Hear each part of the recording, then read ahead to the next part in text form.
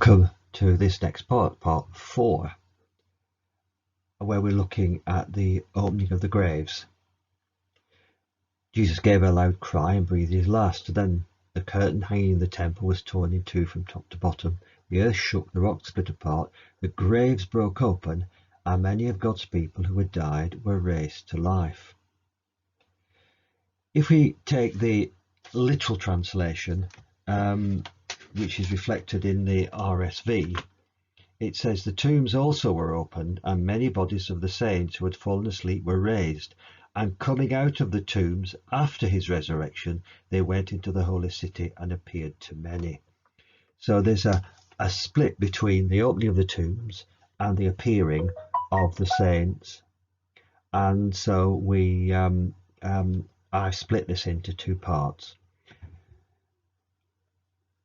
Now we know from John's account that the tomb in which Jesus was placed actually was very near to the place of the crucifixion. If you go to Jerusalem and you visit the Garden Tomb, they will point out that the hillside which it's part of, you can see the outline of a skull, because it was called the place of the skull. And that's very near to the Garden Tomb. And if that's the authentic site, then you can see how it all fits in. The cry of victory which Jesus made as he gave up his spirit set up a series of events. We've looked at the torn veil, the earthquake, and now following the opening of the graves. Now we can't tell if the earthquake was localized just around the cross or more widespread, but we know from John's account that the effect must have been certainly around that hill of Calvary. Now, if no more had been said, we could conclude that this was damage from the quake, but of course there's a deeper significance here because it's about the saints.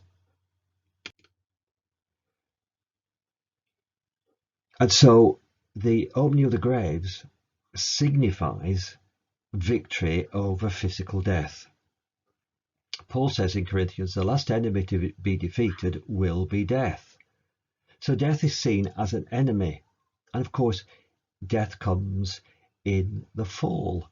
That's the curse on Adam. From the dust you came, and to the dust you will return. That life is no longer to be immortal. Immortality has come in. And scripture also says that the greatest fear that we have is the fear of death. And so Satan uses that to manipulate us in a myriad different ways.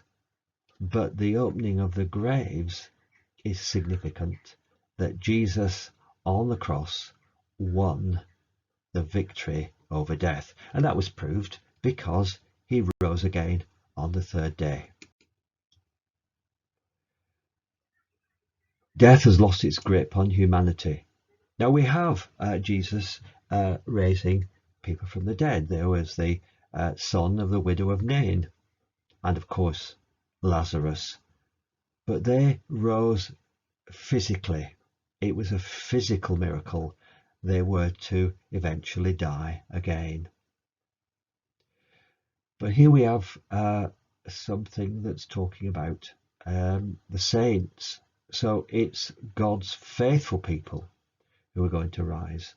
The graves are opened.